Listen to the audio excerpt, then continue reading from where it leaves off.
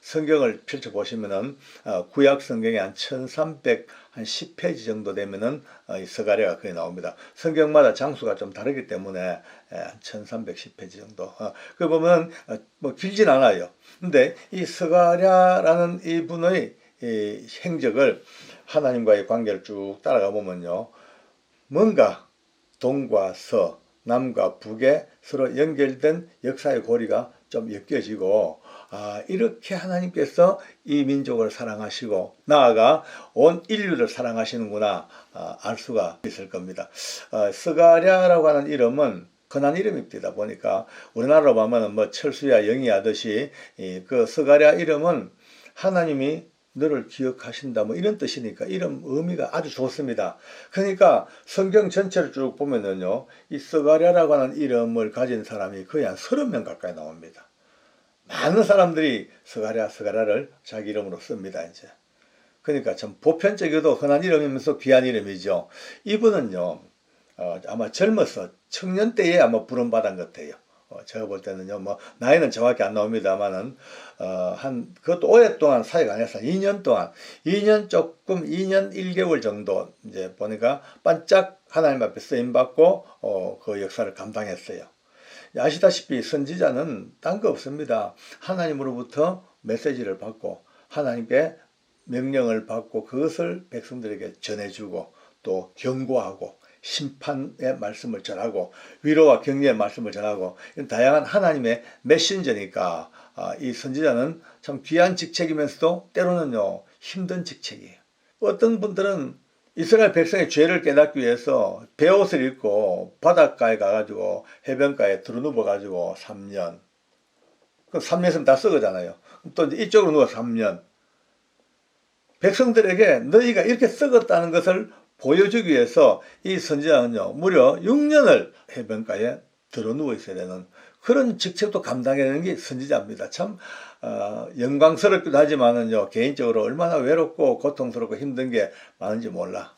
이분이 이제 일하게 되는 그 배경 어찌 됐냐면요, 우리가 너무나 잘 아는 바벨론에서 포로 생활을 그래 오래 생활하다가 드디어 페르시아가 딱 세워지면서 특이한 임금 고레스 임금이 이 백성들을 고향으로 돌려보내줍니다. 드디어 역사상 둘도 없는 민족의 대이동, 대광복과 회복이 시작됐어요. 그래가지고 그 청운의 뜻을 품고 폐허가 된 조국을 한번 일으켜보려고 망해버린 나라를 세워보려고 얼마나 많은 이들이 뜻을 품고 그 바벨론에서 쌓았던 물질과 재산과 모든 근거를 다 뒤로하고 드디어 정리해가지고 폐허된 70년 동안 폐허되었던 땅으로 돌아옵니다. 돌아와서 피땀 흘려 성전 짓고 성곽을 보수하고 드디어 이제 나라를 만들어 갑니다. 그런데 그 성전을 짓던 중에 얼마 안 가가지고 주변에 많은 이들이 막 그냥 민원을 넣고 고발 고소하고 하다 보니까 페르시아 당국에서 어느 날 위험하다고 성전 공사 중지 명령을 딱 내린 거예요. 뭐 어떻겠습니까? 뭐 그럼 제국에서 공사하지 마. 딱 하니까 공사가 끝나. 그래서 16년 가까이 공사가 중지돼 버린 거예요. 그러니 그 성전 한번 지어볼 게라고 그렇게 한번 나라 세워볼 게라고 왔던 이들이 드디어 힘이 쭉 빠지는 거죠. 1년도 아니고 2년도 아니고 5년, 6년, 7년, 8년, 9년, 10년. 나중에 이제 완전히 자포자기입니다. 결국 그들 생각은요, 신앙이 뭐고 다 떨어져 버렸습니다. 하나님이 뭐 계시기나 하냐? 하나님이 계시면은 어떻게 이 성전을 새로 짓는데 이렇게 16년 동안도 기척 없이 이렇게 중단되고 정말 하나님이 우리한테 계시거나 할까라는 불신의 신앙까지 뚝 떨어졌던 그때입니다.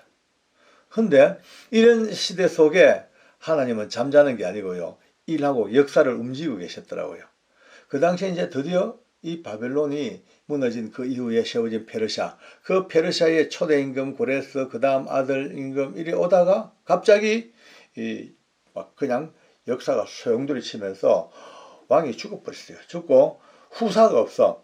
그 왕권을 이어나갈 후사가 없으니까 드디어 일반 대신들 7명의 대신 중에서 왕을 하나 뽑습니다. 그러니까 정통 왕손이 아닌 이제 드디어 이제 바뀌는 역사가 바뀌죠.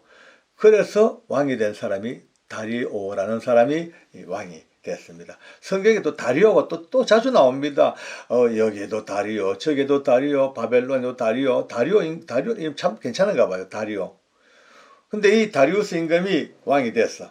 근데 왕이 됐는데 여기서 역사가 좀 재밌게 흘러갑니다. 정사가 아닌 야사에서 나온 이야기들입니다만은 그 당시에 이 다리오가 임금이 되고 난 뒤에 그 당시에 이 유대에 옛날 이스라엘 폐허단 이 유대에 총독이 누구냐 하면은 스룹바벨이라는 사람이 자주 나오니까 꼭 외워놓읍시다. 스룹바벨이라는 사람이 총독인데 이 총독과 새로 왕이 된 다리우스 임금이 학동 시절에, 그러니까 아마 요즘 말하면 중고등학교 이런 학동 시절에 같은 서당에서 공부를 한 동문수학한 친구, 절친, 정말 뭐 베스트 프렌드가 바로 이 왕이 된 거예요. 그러니까 이제 스룹바벨이 큰 빽을 얻었죠. 그 길로 이제 아마 그 다리오 임금하고 교통이 됐을 거예요. 어떤 분들은 여기에 대해서 이제 많은 분들이 책을 썼습니다. 어떤 분들은요 직접 찾아갔대. 스룹바벨이 직접 찾아가서 다리오 임금에게 전하 감축드리나이다. 그러니까 내가 아마 분명히 아무도 없었으니까 야, 뭐 니하고 내하고 뭐 전화가 뭐고, 야, 뭐 말라라 하고 막 이래 했을지도 모르겠죠. 너무 절친 친구였으니까. 그러니까 가서 폐하, 지금 우리나라가 지금 이렇게 피폐한데 고레스 임금이 분명히 이 성전 지으라고 허락을 했는데 지금 중간에서 누가 농간을 부렸는지 이렇게 공사가 중단됐노라고 좀 알아봐 달라고. 그러니까 이제 그 임금이 그래 찾아보자 하고 저는 이제 나라를 다 뒤집었어. 막 문서 창구를 하다 보니까 진짜 다리오의 칙령 그 명령서가 딱 나오니까 봐라, 오케이, 공사 시작해 하고 다시 이제 공사를 할 수 있도록 허락을 해주고, 그냥 허락이 아닙니다. 어마어마한 은금과 성전 공사 짓는 그 필요한 물자들을 다 보내가지고 드디어 16년 동안 중단됐던 공사가 드디어 올라갑니다. 이제.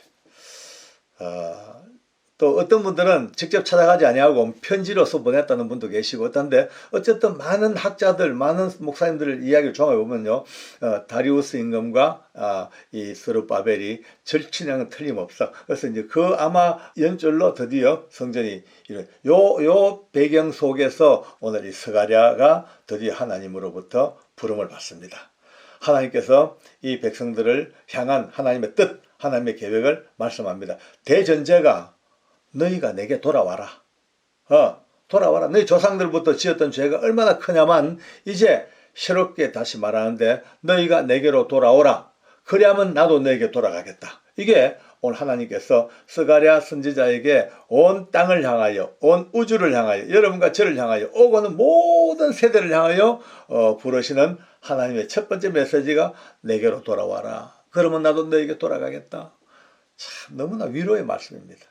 이 대전제를 쫙 밑바닥에 깔아놓으시고 하나님은 드디어 이 스가랴에게 이제 위로의 메시지를 주십니다. 근데 좀 특이하게도 보통 선지자들은 말씀으로 이렇게 받고 말씀으로 선포하는데 이 스가랴 선지자에게는 말씀도 있었지만 특별히 환상을 많이 보여주세요.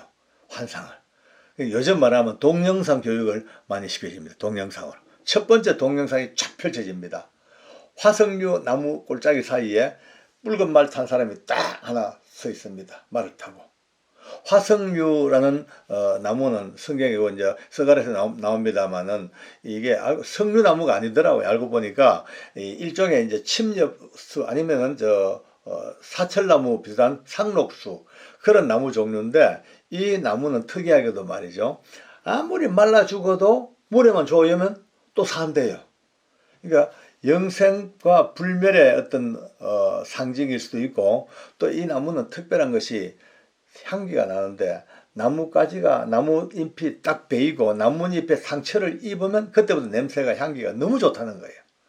아마 교회를 상징하든지 아니면 성도들을 고난과 아픔이 있어도 그 고난과 아픔을 향기로 승화시킬 수 있는 그런 나무, 화석류 나무가 아니겠느냐 이런 얘기를 많이 합니다만은 거기에 딱 사람이 섰어요. 그러니까 이제 스가랴가 묻습니다.